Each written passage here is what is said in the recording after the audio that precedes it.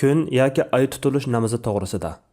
Yer shari, oy, kun qatorliq 3 planeta bir tuz siziq ustiga kelib, oy kun bilan yer sharining o'ttirisiga kirganda, kulangisi yer shari yuziga tushadi.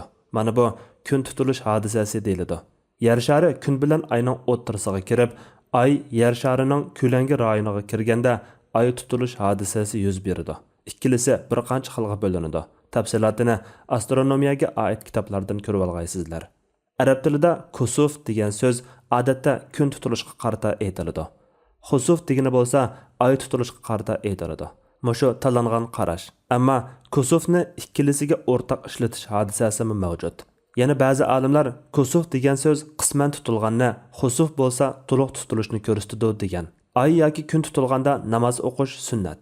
Oy yoki kun tutilish namozida qiroat o'nlik o'qiladi. Hanafiy mazhab qarshida oy tutilganda yig'ilib jamoat bo'lib namoz o'qilmaydi. Bunday qilish sunnat emas. Chunki oy tutilish hodisasi odatda kechisi ko'riladi. Shunga yig'ilish afsiz bo'lib qaradi. Ammo jamoat yig'ilib birga o'qisa mayli. Bu namozlarga ayollarmi chiqib o'qisa bo'ladi.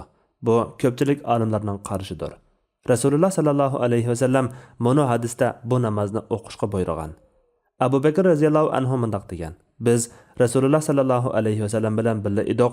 Tuyuqsiz kun tutilgan edi. Rasululloh o'rnidan turib, aldirab masjidga kirdi. Bizmi kirdik. Andan Rasululloh taki kun ochilgan qadar bizga imom bo'lib 2 rakat namoz o'qib berdi. Andan kun bilan oy birarsining o'limi sababli tutilmaydi. Shunga u ikkisining tutilganligini ko'rsanglar, taki beshinglarga kelgan ahvol o'ngshalgan qadar namoz o'qib duo qilinglar dedi. Bu hadisdagi voqelik 24 sahobadan naql qilingan. Ularning qatorida Aisha, Asma bint Abu Bakr, Ibn Abbas, Ali, Mughira ibn Shu'ba radhiyallohu anhularmi bor. Shunga bu hadisga asosan atrofni zulmat qaplagan, bo'ron chiqqan yoki dushmandan andish qilgan chaqlarda namoz o'qish, duo qilish, zikr va istig'for aytish mustahabdir.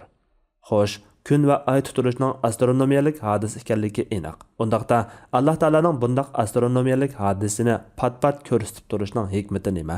Javobimiz shuki, Janobi Alloh taolo insonlarga pat-pat mushug'ul hodislarni ko'rsatishi, ularni koinot, tabiat olimi va o'zlari to'g'risida tafakkur qilsin, jonliqlarning g'oyat zo'r koinotga nisbatan hech qancha cho'ng yaralmish emasligini anqarsin, o'zlari haqida, hayot haqida, oxirat haqida tafakkur qilsin.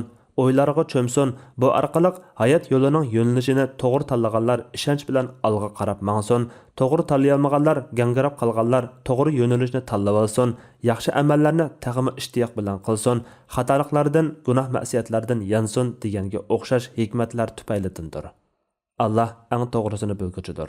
Fatvoda Dr. Abdul Aziz rahmatulloh.